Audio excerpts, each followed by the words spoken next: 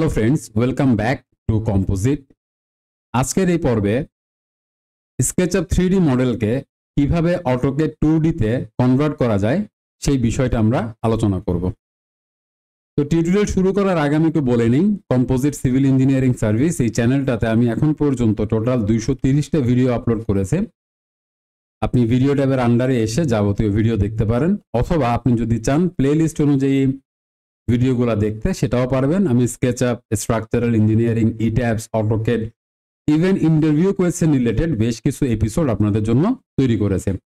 এছাড়া আমার আরেকটা চ্যানেল সিভিল ডেপথ বিডি, এই চ্যানেলে এখন পর্যন্ত 16টা ভিডিও আমি আপলোড করেছি এবং অনলি 16 জন সাবস্ক্রাইবার। মূল বিষয় হলো এই চ্যানেলে যাবতীয় ভিডিও আমি ইংলিশে তৈরি করছি।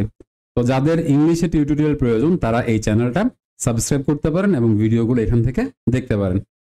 আমি চলে আসলাম 3D ভিউতে। সবার প্রথমে আমাদেরকে যেটা করতে হবে সেটা হচ্ছে যত আননেসেসারি অবজেক্ট আছে সেগুলো ডিলিট করে দিতে হবে। আচ্ছা, ইভেন এটাও আমাদের দরকার নেই।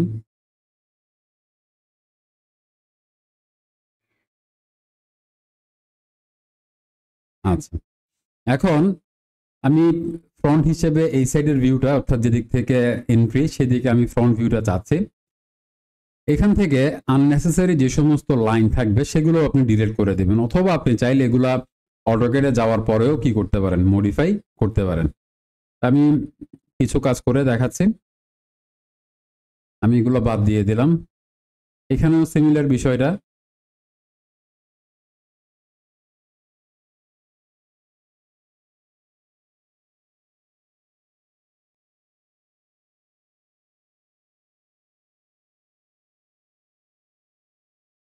আচ্ছা, এখানে সানশেডের পোর্শনটাতে কিছু মডিফিকেশন দরকার, সেটা আমি অটোক্যাড থেকেই করে দেখাবো। অর্থাৎ দুইভাবে আমি আপনাদের সাথে প্রসিডিউরটা শেয়ার করব। এখন যদি আমি ক্যামেরা ভিউতে যাই, স্ট্যান্ডার্ড ভিউ এর আন্ডারে আমি ফ্রন্ট ভিউ দেখতে যাচ্ছি। By default SketchUp front view হিসেবে এই সাইডটাকে নিচ্ছে, বাট আমরা চাচ্ছি ফ্রন্ট ভিউ হিসেবে এই সাইডটা।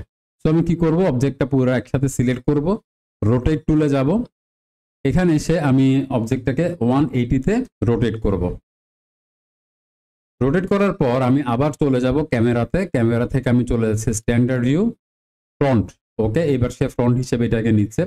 মোস্ট ইম্পর্টেন্ট থিং, ক্যামেরার আন্ডারে এসে আপনাকে প্যারালাল প্রজেকশন সিলেক্ট করতে হবে। ওকে, এখন আমাদের এই ফাইলটা এক্সপোর্ট করার জন্য রেডি। আমি চলে যাচ্ছি ফাইল, এরপর আমি চলে যাচ্ছি export 2D graphics. Dropdown menu থেকে অবশ্যই অটোক্যাড DWG সিলেক্ট করে নেবেন। সে আমি এখানে নাম দিচ্ছি ফ্রন্ট। তো কনভার্সন হয়ে গেল। এরপর আমি আরেকটা সাইড নিতে যাচ্ছি, সে লেফট সাইড। আমি সিমিলার ওয়েতে ফাইলে যাব, এক্সপোর্টে যাব। এখান থেকে আমি 2D গ্রাফিক, আমি এটাকে দিয়ে দিচ্ছি নাম লেফট। ওকে, আচ্ছা। তো প্রথমে আমরা এলিভেশনগুলো দেখে আসি, এরপর আমি কিভাবে আপনি স্ল্যাব আউটলাইনটা রেডি করবেন সেটা আমি একটু পরেই দেখাচ্ছি। এখানে আসলাম, ফ্রন্টের জন্য যে অটোক্যাড ফাইল সেটা আমি ওপেন করব। তো দেখতে পাচ্ছেন খুব সুন্দর একটা 2D ভিউ আমাদের সামনে চলে আসছে। এখানে এক্স ওয়াইটা ঝামেলা করছি, ইউসিএস আইকনটা আমি নন অরিজিন করে দেই।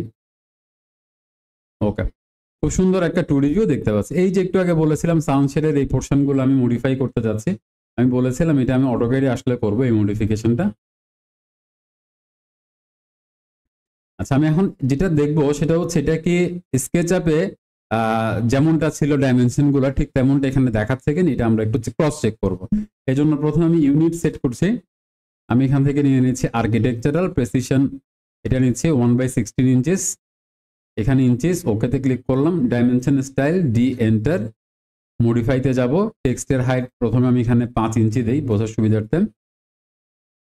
এরপর এখান থেকে আমি নিচ্ছি প্রাইমারি ইউনিটস, আমি আর্কিটেকচারাল সিলেক্ট করব, 1/16 রাখলাম, ওকেতে ক্লিক করলাম, সেট কারেন্ট, ক্লোজ। এখন আসেন আমি একটু চেক করি এখান থেকে, যেহেতু আমি এই উইন্ডোটার জন্য মডিফিকেশন করেছি, এখানে এটা দরকার ছিল না, এটাও ডিলিট করতে পারি। হ্যাঁ, তাহলে এটা হচ্ছে আমার উইন্ডো। আমি দেখি ডাইমেনশনটা কত, এখানে অটোক্যাডে কত দেখাচ্ছে, 4 ফিট 6 ইঞ্চিস। এখন যদি আমি স্কেচআপে যাই, এটা আমি এই সানসেটটাতে ফর দ্য টাইম বিং আমি হাইড করে দিলাম। আমি এখান থেকে এই ডাইমেনশনটা চেক করি, রাইট, এক্স্যাক্টলি এটা কত আছে, 4 ফিট 6 ইঞ্চিস আছে। ওকে, তাহলে এইভাবে করে আপনি কি করতে পারতেছেন, যদি আপনি একটা স্ট্রাকচারের 3D মডেল তৈরি করেন, সেটার থেকে আপনি খুব সহজে এলিভেশনটা ক্লায়েন্টকে প্রোভাইড করতে পারছেন। আপনাকে আর ম্যানুয়ালি এই বিষয়টা করতে হচ্ছে না। আচ্ছা, এখন আমি দেখাবো কিভাবে আপনি এখানে তো এলিভেশন দেখালাম মূলত, এখন আমি দেখাবো কিভাবে আপনি স্ল্যাব আউটলাইন, হ্যাঁ স্ল্যাব আউটলাইনটা খুব ইম্পর্টেন্ট একটা বিষয়। যদি স্ল্যাব আউটলাইন ঠিক না থাকে, আপনি আর্কিটেকচারাল যত ডিজাইনই করেন না কেন, সেটা আসলে আপনি ইমপ্লিমেন্ট করতে পারবেন না। তো আমি যে কোনো একটা স্ল্যাবের আউটলাইন দেখাই আপনাদেরকে। সে এখান থেকে আমি যদি এটা নিই, আমি এটার একটা কপি নিয়ে আসতে যাচ্ছি। ওকে, এখন এটাকে আমি এক্সপ্লোর করে দিই। এক্সপ্লোর করার পর আমি এই অবজেক্টটাকেও ডিলিট করে দিলাম। আমার শুধু টপ সারফেসটা হলেই হয়ে যাচ্ছে, সো আমি এটার একটা কপি নিয়ে ফেলি, এটাই বেটার হবে। এটার একটা কপি নিয়ে নিলাম। আননেসেসারি অবজেক্টগুলো এবার ডিলিট করে দেই।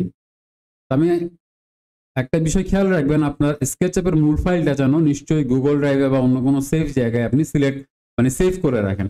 এখন আমি এই ফেসটাও দরকার নেই, এটাও ডিলিট করে দিলাম। ওকে, এবার আমি ক্যামেরাতে গেলাম, স্ট্যান্ডার্ড ভিউ, আমি টপ ভিউ সিলেক্ট করলাম। আবার ক্যামেরার আন্ডার আমি প্যারালাল প্রজেকশন এটা দেওয়া আছে, সো আর মডিফাই করলাম না। ওকে, এখন আমরা ফাইলে যাব, এক্সপোর্টে যাব, 2D গ্রাফিকে যাব। আমি এখান থেকে দিয়ে দিচ্ছি slab outline, slab outline export. এটা কমপ্লিট হয়ে গেছে বলছে। আমরা এখান থেকে ডাইমেনশন গুলো একবার চেক করে যাই যে কত এখানে ডাইমেনশন।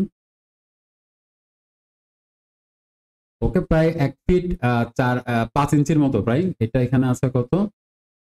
1 ফিট। দুইটা জায়গা যদি ঠিক থাকে বাকিগুলোও ঠিক থাকবে। আমি এখান থেকে স্ল্যাব আউটলাইনটা ওপেন করলাম। আমি এটার একটা কাজ করি, একটু আগে যে ফাইলটা আমি ইউনিট কনভার্সনটা ঠিক করে নিয়েছি সেখানে গিয়ে পেস্ট করে দিই, তাহলে বুঝতে সুবিধা হবে। এখন আমি যদি লিনিয়ার দেখি,